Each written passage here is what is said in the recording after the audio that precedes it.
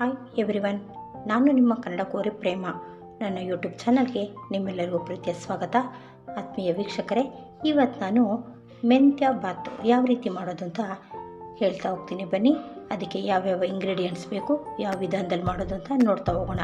ಮೆಂತ್ಯ ಸೊಪ್ಪು ಆರೋಗ್ಯಕ್ಕೆ ತುಂಬ ಒಳ್ಳೆಯದು, ಹಾಗಾಗಿ ಇದರಿಂದ ಒಳ್ಳೆಯದೊಂದು ಬಾತ್ ಮಾಡೋಣ. ಹಾಗಾಗಿ ಯಾವ ರೀತಿ ಮಾಡೋದು ಅಂತ ನೋಡೋಣ ಬನ್ನಿ.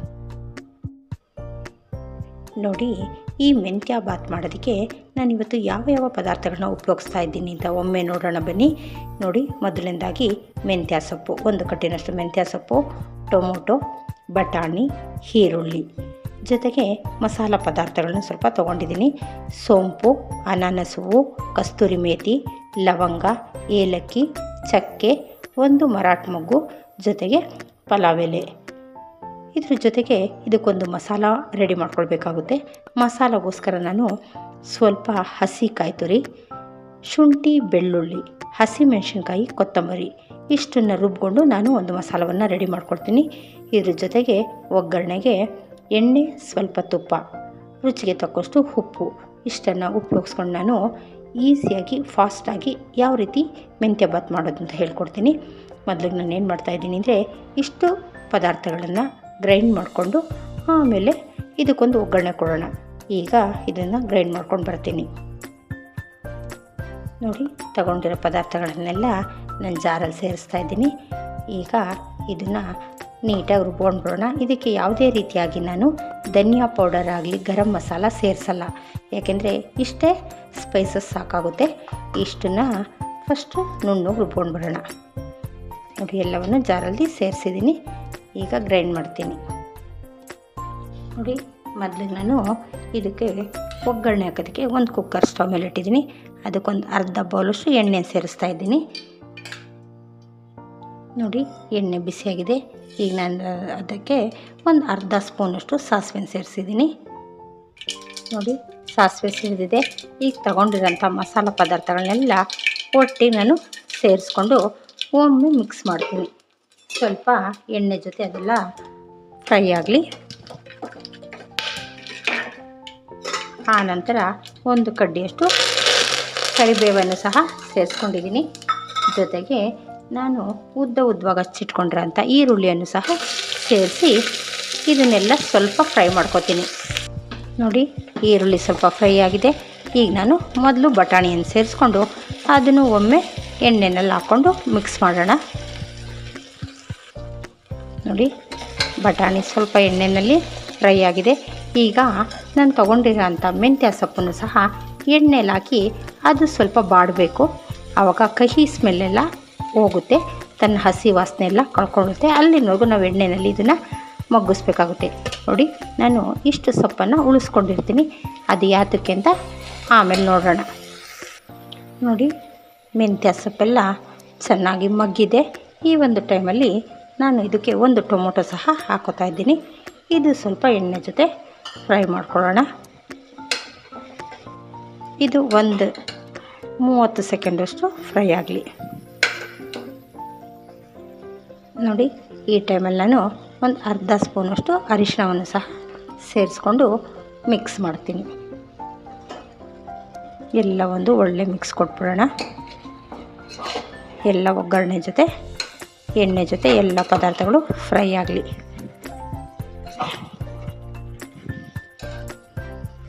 ನೋಡಿ, ಇದೆಲ್ಲ ಹಸಿ ವಾಸನೆ ಕಳ್ಕೊಂಡಿದೆ ಸೊಪ್ಪನ್ನ. ಈ ಟೈಮಲ್ಲಿ ನಾನು ರುಬ್ಬಿಟ್ಕೊಂಡಿದ್ದೀನಲ್ಲ, ಈ ಮಸಾಲವನ್ನೆಲ್ಲ ಇದರಲ್ಲಿ ಸೇರಿಸ್ತಾ ಇದ್ದೀನಿ. ಇಷ್ಟು ಮಸಾಲ ರುಬ್ಬಿದ್ರೆ ಸಾಕಾಗುತ್ತೆ. ಇದಕ್ಕೆ ಇನ್ನು ಧನಿಯಾ ಪೌಡರು ಅದೆಲ್ಲ ಹಾಕಿದ್ರೆ ಹೆಚ್ಚು ಮಸಾಲೆ ಆಗೋಗುತ್ತೆ. ಹಾಗಾಗಿ ಈ ಥರ ಮಾಡಿದ್ರೆ ಮೈಲ್ಡಾಗಿರುತ್ತೆ, ಗ್ಯಾಸ್ಟ್ರಿಕ್ ಆಗೋಲ್ಲ, ತಿನ್ನೋದಕ್ಕೂ ಒಳ್ಳೆ ರುಚಿ ಇರುತ್ತೆ. ನೋಡಿ, ಈಗ ಇದನ್ನೆಲ್ಲ ಒಂದು ಮಿಕ್ಸ್ ಕೊಟ್ಟು ಸ್ವಲ್ಪ ಹೊತ್ತು ಕುದೀಲಿ, ಹಸಿ ವಾಸನೆ ಎಲ್ಲ ಮಸಾಲ ಹೋಗಲಿ. ಆಮೇಲೆ ನಾವು ಇದಕ್ಕೆ ನೀರನ್ನು ಸೇರಿಸ್ಕೊಳ್ಳೋಣ. ನೋಡಿ, ನಾನು ಇಷ್ಟು ಸೊಪ್ಪನ್ನು ತೆಗ್ದಿಟ್ಟಿದ್ನಲ್ವ, ಈ ಸೊಪ್ಪನ್ನು ನಾನು ಏನು ಮಾಡ್ತೀನಿ ಅಂದರೆ ಒಮ್ಮೆ ಅದೇ ಜಾರಲ್ಲಿ ಹಾಕ್ಕೊಂಡು ಗ್ರೈಂಡ್ ಮಾಡ್ಕೊಂಡು ಬರ್ತೀನಿ. ಯಾಕೆಂದರೆ ಸ್ವಲ್ಪ ಸೊಪ್ಪನ್ನು ನಾವು ರುಬ್ಬಿಟ್ಟು ಹಾಕಿದ್ರೆ ನ್ಯಾಚುರಲ್ಲಾಗಿ ಒಳ್ಳೆ ಕಲರ್ ಬರುತ್ತೆ ಮೆಂತ್ಯ ಬಾತಿಗೆ. ಹಾಗಾಗಿ ನೋಡೋದಕ್ಕೂ ಚೆನ್ನಾಗಿರುತ್ತೆ, ಎಲ್ರಿಗೂ ಇಷ್ಟ ಆಗುತ್ತೆ. ಹಾಗಾಗಿ ಇದನ್ನು ರುಬ್ಬಿಟ್ಟು ಆ ಒಂದು ಗ್ರೇವಿ ಸಹ ಇದ್ರಲ್ಲಿ ಸೇರಿಸೋಣ. ನೋಡ್ತಾ ಇದ್ದೀರಲ್ಲ, ನಾನು ರುಬ್ಕೊಂಬಂದಿರೋ ಅಂಥ ಸೊಪ್ಪಿನ ಇದನ್ನು ಸಹ ಇದರಲ್ಲೇ ಸೇರಿಸ್ತೀನಿ. ಇದು ಮೆಂತ್ಯ ಬಾತ್ಗೆ ಒಳ್ಳೆ ನ್ಯಾಚುರಲ್ ಕಲರ್ ಕೊಡುತ್ತೆ. ಸೊ ಅದಾದಮೇಲೆ ಇದು ನಾವು ಹೆಚ್ಚು ನೀರನ್ನು ಏನು ಸೇರಿಸ್ಬಾರ್ದು. ಈ ಜಾರ್ ತೊಳೆಯೋದಕ್ಕೆಲ್ಲ ನಾನು 2 ಲೋಟ ಅಕ್ಕಿ ತೊಗೊಂಡಿದ್ದೀನಿ, ಅದಕ್ಕೆ 4 ಗ್ಲಾಸ್ನಷ್ಟು ನೀರನ್ನು ಸೇರಿಸ್ಬೇಕಾಗುತ್ತೆ. ಆ ನೀರನ್ನೇ ಉಪಯೋಗಿಸ್ಕೊಂಡು ಈ ಜಾರೆಲ್ಲ ಕ್ಲೀನ್ ಮಾಡಿ ಇದಕ್ಕೆ ಅಗತ್ಯ ಇರೋಷ್ಟು ನೀರನ್ನು ಸೇರಿಸೋಣ. ನೋಡಿ, ಅದೇ ನೀರಿಂದ ನಾನು ಜಾರನ್ನೆಲ್ಲ ತೊಳೆದಾಕಿದ್ದೀನಿ. ಈಗ ಇನ್ನು ಉಳಿದಿರೋ ನೀರನ್ನು ಇದರಲ್ಲಿ ಸೇರಿಸ್ಕೊಳ್ತೀನಿ. ಕರೆಕ್ಟಾಗಿ 1 ಗ್ಲಾಸ್ಗೆ 2 ಗ್ಲಾಸ್ ಮಾತ್ರ ನೀರು ತೊಗೊಳ್ಳಿ, ಆವಾಗ ಮೆತ್ತುವಾಗಲ್ಲ, ತುಂಬ ಸಾಫ್ಟಾಗಿ ಬರುತ್ತೆ. ಈಗ ಏನು ಮಾಡಿದ್ದೀನಿ ಅಂದರೆ, ಇದು ನೀರು ಚೆನ್ನಾಗಿ ಕುದಿಯೋವರೆಗೂ ನಾವು ಕಾಯಬೇಕಾಗುತ್ತೆ. ನೀರು ಚೆನ್ನಾಗಿ ಕುದ್ದ ಮೇಲೆ ನಾವು ಅಕ್ಕಿಯನ್ನು ಸೇರಿಸ್ಕೊಳ್ಳೋಣ. ನೋಡಿ, ನೀರೆಲ್ಲ ಕುದೀತಾ ಇದೆ. ಈ ಟೈಮಲ್ಲಿ ನಾನು ರುಚಿಗೆ ತಕ್ಕಷ್ಟು ಉಪ್ಪನ್ನು ಸೇರಿಸ್ಕೊತಾ ಇದ್ದೀನಿ. ಉಪ್ಪು ಸೇರಿಸಿದಾದ್ಮೇಲೆ ನಾನು ತೊಗೊಂಡಿರೋಂಥ 2 ಗ್ಲಾಸ್ ಅಕ್ಕಿನ ನೀಟಾಗಿ ವಾಶ್ ಮಾಡ್ಕೊಂಡು ಬಂದಿದ್ದೀನಿ. ಆ ಅಕ್ಕಿನೂ ಸಹ ಇದರಲ್ಲಿ ಸೇರಿಸ್ತೀನಿ. ನಿಧಾನವಾಗಿ ಸೇರಿಸಿ ಈಗ ರೈಸ್ ಎಲ್ಲ ಸೇರಿಸಿದಾದ್ಮೇಲೆ ಇದಕ್ಕೆ ಒಳ್ಳೆಯದೊಂದು ಮಿಕ್ಸ್ ಕೊಡೋಣ. ನೋಡಿ, ನಾವು ಯಾವುದೇ ಬಾತ್ ಮಾಡಬೇಕಾದ್ರೂ ರೈಸ್ ಹಾಕಿದ ತಕ್ಷಣವೇ ನಾವು ಕ್ಯಾಪ್ ಕ್ಲೋಸ್ ಮಾಡಬಾರ್ದು. 1 ನಿಮಿಷ ಈ ಮಸಾಲ ಜೊತೆಲಿ ಕುದಿಬೇಕು. ಕುದೀಲಿ, ಆಮೇಲಿಂದ ನಾವು ಕ್ಯಾಪ್ ಕ್ಲೋಸ್ ಮಾಡಬೇಕಾಗುತ್ತೆ. ಸ್ವಲ್ಪ ಹೊತ್ತು ಮಸಾಲ ಜೊತೆ ಕುದೀಲಿ, ಸ್ವಲ್ಪ ಮಟ್ಟಿಗೆ ಅಕ್ಕಿ ಇಲ್ಲೇ ಬೇಯಲಿ. ನೋಡಿ, ಈಗ ಚೆನ್ನಾಗಿ ಕುದೀತಾ ಇದೆ.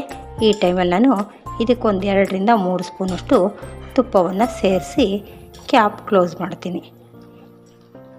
ನೋಡಿ, ನಾವು ಸೊಪ್ಪನ್ನು ರುಬ್ಬಾಕಿರೋದ್ರಿಂದ ಎಷ್ಟು ನ್ಯಾಚುರಲ್ಲಾಗಿ ಎಷ್ಟು ಒಳ್ಳೆ ಕಲರ್ ಬಂದಿದೆ. ಹಾಗಾಗಿ ಈ ರೀತಿ ಒಮ್ಮೆ ಮಾಡಿ, ಕಲ್ಲರು ನೋಡೋದಕ್ಕೆ ಟೇಸ್ಟು ಎಲ್ಲ ಚೆನ್ನಾಗಿರುತ್ತೆ. ಈಗ ನಾನು ಕ್ಯಾಪ್ ಕ್ಲೋಸ್ ಮಾಡಿ 2 ವಿಸಿಲ್ ತೊಗೋತೀನಿ.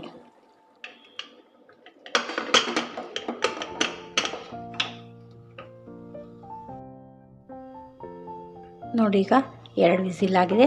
ಈ ಕುಕ್ಕರ್ ಲಿಡ್ ಓಪನ್ ಮಾಡಿ ನೋಡೋಣ. ನೋಡ್ತಾ ಇದ್ದೀರಲ್ಲ, ಎಷ್ಟು ನೀಟಾಗಿ ರೆಡಿಯಾಗಿದೆ. ಈಗ ಇದಕ್ಕೆ ಒಂದು ಒಳ್ಳೆಯದೊಂದು ಮಿಕ್ಸ್ ಕೊಟ್ಟು ಸರ್ವಿಂಗ್ ಬೌಲಲ್ಲಿ ತಕ್ಕೊಳ್ಳೋಣ. ನೋಡಿ, ನೀಟಾಗಿ ಒಂದು ಮಿಕ್ಸ್ ಕೊಟ್ಟು ತಗೊಳ್ತೀನಿ. ನೋಡ್ತಾ ಇದ್ದೀರಲ್ಲ, ರುಚಿಕರವಾದಂತಹ ಮೆಂತ್ಯ ಬಾತ್ ಸವಿಯಲು ಸಿದ್ಧವಾಗಿದೆ. ನೀವು ಒಮ್ಮೆ ಇದೇ ರೀತಿಯಾಗಿ ಮಾಡಿ, ರುಚಿಯಂತೂ ನೆಕ್ಸ್ಟ್ ಲೆವೆಲಲ್ಲಿರುತ್ತೆ. ಈ ಬಾತು ಪಲಾವ್ ತಿನ್ನಲ್ಲ ಅನ್ನೋರು ಸಹ ತುಂಬ ಇಷ್ಟಪಟ್ಟು ತಿಂತೀರಾ. ಹಾಗಾಗಿ ಈ ರೆಸಿಪಿ ನಿಮಗೆಲ್ಲ ಇಷ್ಟ ಆಗಿದ್ರೆ ಲೈಕ್, ಶೇರ್, ಸಬ್ಸ್ಕ್ರೈಬ್ ಮಾಡೋದನ್ನ ಮರಿಬೇಡಿ. Thank you.